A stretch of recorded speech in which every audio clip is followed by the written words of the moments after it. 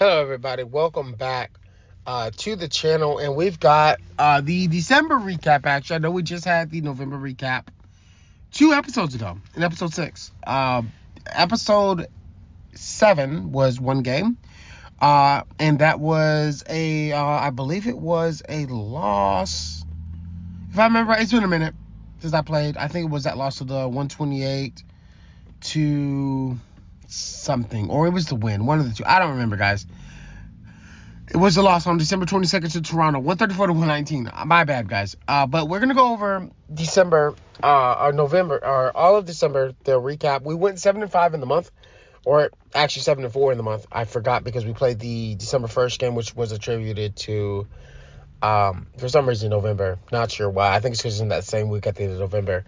But for the month of December, we went 7-4.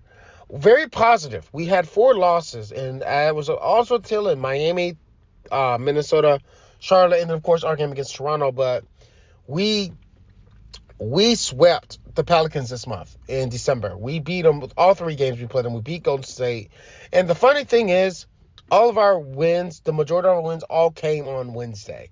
Golden State, New Orleans, New Orleans, New Orleans. All 4 of those teams we played on a Wednesday that week through December, and we demolished them. Warriors 120 to 95, 128 to 109. I mean, this Houston team is really hitting its stride right now. We are going to actually go over something real quick. And if you remember in the November recap, I said there was a chance we could trade away somebody and to kind of build. Right now, we're at a spot where we're sliding between play-in and the 6th seed. Alperen Sengun is a great young player. He still isn't decided if he wants to resign. Jalen Green already wants to test free agency. But the thing about Jalen Green already wanting to test is we don't have to lock him up right now. We can go into the offseason at the end of the year, try to resign him. Sengun, on the other hand, is very enraged with us. He got hurt earlier. I think it was in November he got hurt. He had a collapsed lung. He was out for a minute. Came back. We've still been using him, but he's not playing well. He doesn't like the production. He feels like his usage is not where it needs to be. He wants to be a star. I don't see Sengun as our number 1 option. I'm sorry. I definitely have to say Jalen Green will be our 1 option if we can re-sign him. We also have Amen Thompson, Cam Whitmore. Those guys have stepped up. Jabari Smith Jr. stepped up. And another guy that we would honestly try to package in a trade if we did trade Sengun is going to be Dillon Brooks. Brooks just lost his starting spot, lost his rotation spot, and he's just sitting here. And he's got a huge contract. So if we trade both of these guys, they both are looking for big money. Sengun's looking to be re-signed. Dillon Brooks already has a huge contract. We need to offload his contract plus get rid of Sengun. So these are 2 options I came up with. I looked through the entire league. Boston is a championship contending team. They won it last year. I think Sengun could definitely help them get over that hump. Porzingis would definitely help this team. With us being in that play-in range, we need another big man that can shoot the 3. Sengun can kind of shoot 3s. Porzingis, you know that's what you're going to get. Good defense, really good shooting from the 5. And you already got Jabari Smith down there, which we can use Kristaps Porzingis to mentor him. Another option I considered was San Antonio. Why San Antonio? We do have a deficit to them. We're 1-2 against them in the West. I prefer him not go to the West, but we would get a young guard, a rookie guard in Stephon Castle, and we get Zach Collins, a proven veteran, at the 5. The reason is both these teams are the only really 2 teams that can take the contract of Dillon Brooks right now. Both of them. With Kristaps coming to us, we would just be swapping that. And then Luke Kornet is also on a deal that is expiring. And with Sengun looking for a contract, that makes Luke Kornet more viable for us. Stephon Castle's on his rookie deal. Again, beneficial for us. And then Zach Collins also signed, I think it was a 2-3 year deal with San Antonio, so his contract is also pretty massive, which would match with Dillon Brooks. Let's look through. So I want you guys to. I'm not sure which one I'm going to go with, but I am looking to make a move before the trade deadline on this particular one, because I feel like with us having such a great month, we saw how Jabari Smith played. Steven Adams is also hurt right now. So Kristaps coming in would be a fresh body for us at that 5 position. So in case we trade him when Steven Adams comes back, because honestly, Sengun is too enraged to even be playable at this point morale-wise. And it's affecting him, and it's not good for the team. We don't want his play to affect us to the point where we just start losing games again. I think we're in a really good spot, but we just need to do better. As you see here, Boston is really the team I want to trade with. They did lose Al Horford early in the season with the torn ACL. They're down Jason Tatum, which should also fit with Dillon Brooks, who can play the 3 or the 4. So I think, honestly, the Boston may be the team I go with. Another look around the league. Terrence Mann is also hurt. He pulled his right calf muscle. He's still out for the next 4 to 6 weeks. He'll be out with that injury for the Clips. In Los Angeles, Memphis is going to be without Vince Williams Jr. He's got a dislocated left shoulder. He's out 1 to 2 days. Dominic Barlow down in the G League for the Hawks. KJ Simpson ruptured his left Achilles early this season. He's out for the rest of the season. Lauri Markkanen actually torn right MCL. He's out for 1 to 2 weeks for Utah. Sabonis 1 to 2 months broken right kneecap. That's tough. That is a tough loss for the Kings, who are actually playing really, really well in the Western Conference right now. Another team I consider sending Sengun to was the Knicks. They're playing extremely well. The problem with the Knicks thing is, if we did trade him to New York, we're not getting anything back. Mitchell Robinson, it can't shoot the 3. You're losing the shooting touch with Sengun for Mitchell Robinson. And I just couldn't risk it. I couldn't risk not having the shooting from my 5. Yes, so I do a lot of pick and rolls in gameplay, of course. But if you notice, when Sengun's in the pick and roll, if he fades out to a 2-pointer, then he's going to hit it. Mitchell Robinson, not that effective from mid-range. Definitely can't shoot the 3. So that's a huge thing for me, is I want somebody that still has a shooter's touch at the 5. Kristaps would provide that. Zach Collins as well can shoot from the mid-range and 3 as well, which is why those are the 2 teams I narrowed down to possibly trading to. Nikola Jokic has a bruised left shoulder. Of course, he is still currently playing through this injury with the Denver Nuggets.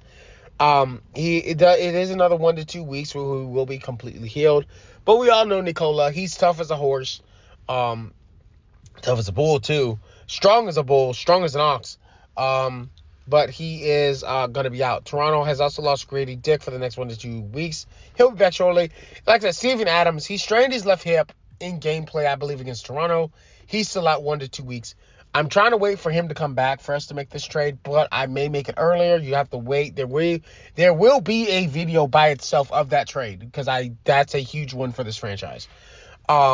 Chet Holmgren is also out with a low back bruise. He's day-to-day, though, so he will be back shortly. Back bruises are really not much to worry about, especially not in the NBA. Andrew Wiggins is also out day-to-day. Twisted left ankle. Looked like that happened a couple weeks back, but he's back in. He actually didn't play in the Golden State game against us in the beginning part of December. So, yeah, and actually Washington is clean slate. They have no injuries. That's pretty good. Let's look at the season awards. As you look at from the last week in November all the way to now, Tyrese, Antetokounmpo, Ball, Scotty Barnes actually won that because of the game against he had us. And then in the Western Conference, you see Wemby's there too. The players of the month last month, Giannis and Shea, very good. And look at this again in the Western Conference. There's no other rookie in the Western Conference playing as well as Reed Shepherd, or as much, honestly. But Alexander Sarr wins it in the Eastern Conference for the month of December. So very good for the rookies here. They're all having really good seasons. Reed Shepherd, I'm really hoping we can get him into that number 1 spot for Rookie of the Year. It'd be a great morale boost, plus a great stat boost for this Houston team. I think it's just going to be one of those things we're just going to have to really play by ear and just keep an eye on things. Looking at the standings of the Western Conference, we're sitting at 9. We're still in the play-in. We're there. Like, we're there, but we rise, we fall, we rise, we fall. We got to get on the streak like we had in December. We were 7-4. So hopefully in January, this month will be a little bit more favorable for us, especially if we do decide to make this trade with Boston. Is really the team I want to trade him to. Boston's a championship contender. He would provide that, the offense, the defense, and the shooting they need. Same with Kristaps. Not on the same tier level as a Kristaps Porzingis. That's the unicorn. But him coming to Houston would be huge for us, because, like I said, he's a big body. He's tall. He's 6'2". He can shoot. He can defend at the rim. I can't speak enough about Kristaps. I think he's just going to be a really good fit for this Houston offense. So hopefully we can get a deal done. I just want to see how the beginning of January goes, and maybe we'll make a move then. Looking at our conference standings here, Dallas, of course, running with the conference. Memphis in second. San Antonio's in third. We're right behind them. We're about 2.5. Well, we're 1.5 back of San Antonio. In New Orleans, the bottom dwellers, 13-20. Looking at the Northwest Division, Minnesota on top. The Thunder, they've been swapping position all month. So, but now OKC's on a little bit of a losing streak here. They're down by 3 games. Denver's there, and Portland Jazz, bottom dwellers. Looking at the Pacific Division, Sacramento's running away with it. You got Phoenix, 5.5 back. Golden State's actually 5.5 back as well. But Sacramento is having the best season in the Pacific Division. The Lakers, bottom dwelling team, 10-22. With LeBron as old as he is, AD getting up there in age, they've drafted Bronny. It's just not panning out for them. Looking in the Atlantic Conference, Boston's in 4th, but that Atlantic Conference is really competitive right now. And like I said, I think a good player like Sengun could push them over the top, get them back into the playoffs, and possibly no championship this in year 1 of this franchise. You never truly know. Southeast Division, dog water. None of them over 500. None of them over 500. Now, I'm sorry, it's laughable to me because they're not good. That whole division just sucks. It's a lot like our division in the Western Conference. It's just we do have some pretty good teams right now. So year 1 is panning out really well. Sacramento right now is it's actually 6 in power rankings. Dallas is 1. Timberwolves, Thunder, Pacers. Your usual suspects are there. I think the one surprising team for me that's actually made it this far into the power rankings, we're at 16. We've been falling between 12 and 16 this entire month. So, really, but San Antonio ranked underneath us right now is a surprise for me. Because Sacramento is above us, or San Antonio is above us in the in our standings, in our division. But they're below us in power rankings, so that tells me that because we've probably had better wins, quality wins, than San Antonio in the month of December. So that's definitely something to look at. Utah still bottom dweller. It looks like Utah, Brooklyn, all of them are looking to be vying for the number 1 pick in the NBA draft this year. We're looking to be around maybe 10, 14, maybe end of lottery is what I'm thinking.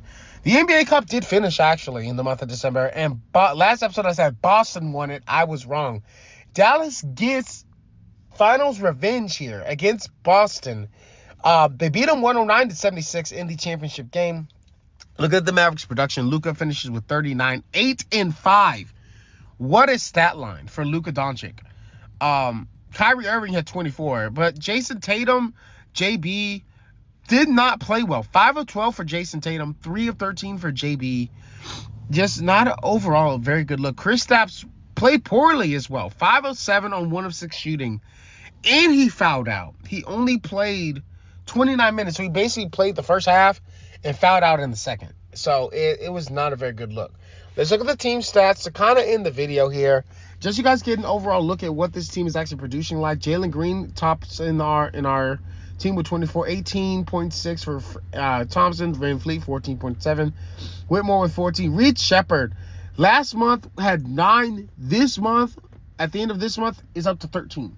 So he's playing really, really well for us. Rebounding, Sengun's top. Jabari Smith Jr. has seen an uptick in rebounding because he's been playing a little bit more. Assists, Fred VanVleet's at 4.7 a game. I really want our point guards to be averaging anywhere between 4 and 5 a game. Sorry, 5 and 6 a game. So Fred VanVleet's almost there. Reed Shepherd could definitely get there. We just gotta get more sets, get more plays for him where he's more assisting. And our turnover leader for the team, worse, is Jalen Green. He's turned the ball over 14 at least once a game, almost twice a game. Shooting percentage-wise, Steven Adams is a bench guy, but Thompson, 5th, almost 60% from the field. Sengun is at 56%. Jabari Smith Jr. is at 55%. Overall, shooting really, really, really, really well as a team. And even our lowest starter is Fred VanVleet with 42%. 3-point percentage, we're not looking at backups, but Tari Eason has started some games, shooting almost 50% from 3. Reed Shepard's at 40 as a rookie. Jalen Green's at 38.7. I mean, we've got the shooters. We've got our shooters. Adding Kristaps will just elevate this team to an even higher level. Looking at the rookie report, it will be kind of the last thing we do. Look at the game started. Basically, Rashaker from the Hawks has basically started all season. Reed has only started in half as many games, has more points per game. He's got better production out of them. Alexander Sarr and Robert Dillingham have not started a game yet. Shepard is even up there with rebounding. Of course, there's only 3 that really matter. Assists, Shepard still tops. Even Dillingham, who came out of college as a really good passing guard, he's not even up there against Reed Shepard. But then again, Shepard has started, so he's got more minutes on average. Shepard leading the rookies with field goal percentage at 53.2%. And three-point percentage, I do also believe it is Shepard. Again, he's a starter. He's played in almost every game this season. He has started 13 of them as well. Some of them spot starts, but of late, over the last 2-3 weeks in December, or in the last 2 weeks in December, he started every single game. This is the lineup that we're running with right now. Like I said, Sengun is the 6th man right now because of his morale. So we moved Jabari Smith into the 5 hole. Whitmore's our starting 4. Thompson's our 3. Jalen Green's our 2. And Shepard took over the starting bid from Fred VanVleet. And on the bench, you got Sengun, Eason, VanVleet, Landell, and Hinton. Hinton is one that I'm looking to possibly move out of the rotation. He has played well in some of his games, but I'm thinking we may give AJ Griffin another chance. He does need a resurgence does need another chance in his career to play, probably be that option. But guys, we're gonna start the month of January. You could see a trade, you could not. I'm not sure. We're just waiting to see when Steven Adams comes back, how Alfred does play, even off the bench. If Jabari outplays him, Alfred may be on the way out. And then, like I said, the game against Boston is going to be key. I'm not sure if that's the game we're going to show next episode. But, guys, that's going to do it for me. Please leave a like, comment, and subscribe down below. If you guys are enjoying the Houston Rockets franchise, I am. I'm enjoying bringing it to you guys. I know this is more slow rolling, but I'm having a lot of fun making the videos. So please leave a like, comment, subscribe. I will see you guys next episode. Later.